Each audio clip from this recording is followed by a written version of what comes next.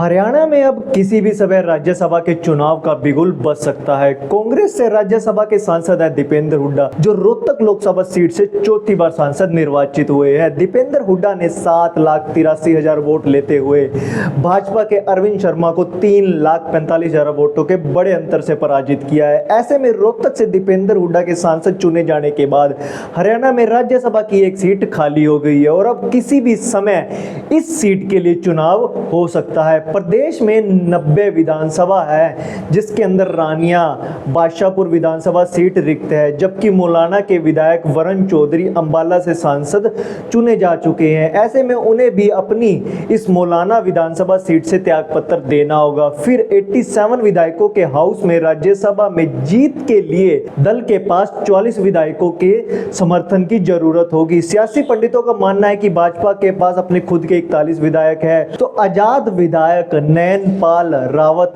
सरकार के साथ है। हलोपा के विधायक गोपाल कांडा का समर्थन है भाजपा को प्राप्त है। जजपा के 3 विधायक का रुख भी भाजपा की ओर नजर आ रहा है। ऐसे में सियासी विश्लेषण की अगर मानी जाए तो भाजपा के पास पर्याप्त संख्या में विधायक है और सत्ताधारी पार्टी यह सीट कांग्रेस से भी छीन सकती है। इसके अलावा सियासी गलियारों में यह भी चर्चा हो रही है कि कुछ अन्य विधायक भी भाजपा के पक्ष में क्रॉस वोटिंग कर सकते हैं। अगर कोई बड़ा उलटफेर नहीं होता है तो विधायकों की संख्या का अनुपात सीट भाजपा के खाते में जाते हुए नजर आ रही है। गौरतलब है कि लोक प्रतिनिधि 1951 की धारा 69 के तहत कोई भी राज्यसभा का सदस्य लोकसभा का सांसद अगर चुना जाता है तो राज्यसभा सीट रिक्त हो जाती है और इसके लिए वहां पर चुनाव करवाना जरूरी हो जाता है। हरियाणा में इस समय भाजपा से रामचंद्र जागड़ा, सुभाष बराला व कृष्ण पवार राज्यसभा के सदस्य हैं, जबकि कार्तिकेय शर्मा निर्दलीय राज्यसभा सांसद है। 90 सीटों के अनुपात के हिसाब से हरियाणा में 5 राज्यसभा सदस्य बन सकते का प्रावधान है। सीटों से गणित की बात करें तो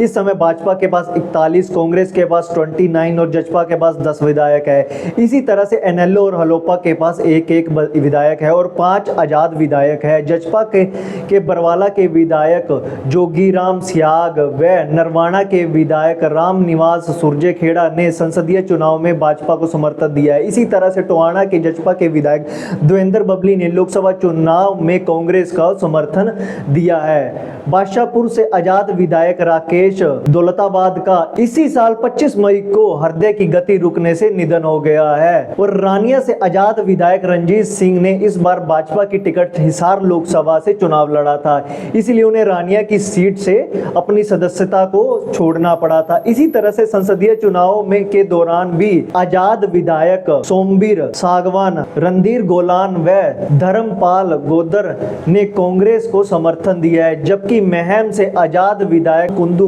किसी भी दल के साथ नहीं नजर आ रहे हैं। मगर संसदीय चुनाव में उन्होंने रोहतक से दीपेंद्र हुड्डा के लिए प्रचार किया था और पटौदी के आजाद विधायक नैनपाल रावत ने भाजपा के लिए प्रचार किया था। सियासी प्रवेशकों का यह मानना है कि राज्यसभा सीट के चुनाव के बाद चुनाव के क्रॉस वोटिंग के चलते कांग्रेस को हार का सामना करना पड़ सकता है। ऐसा मानना है कि इस बार राज्यसभा के चुनाव में जजपा, एनएलओ व आजाद विधायकों की भूमिका अहम रहेगी।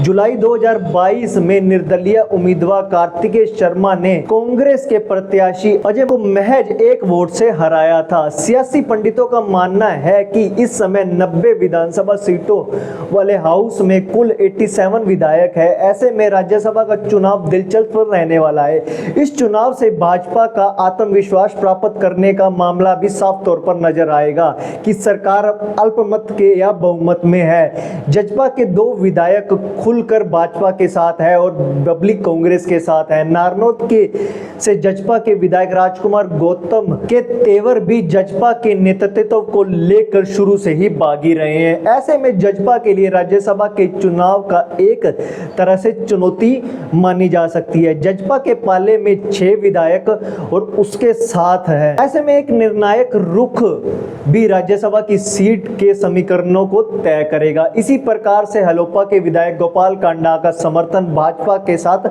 माना जा रहा है, तो एनएलओ के विधायक अभय सिंह चौटाला का मत भी निर्णायक रहेगा। कांग्रेस के लिए यहाँ पर सीट बचाने की चुनौती है। तो भाजपा के लिए संसदीय चुनाव के बाद राज्यसभा का चुनाव एक बड़ी परीक्षा माना जा रहा है।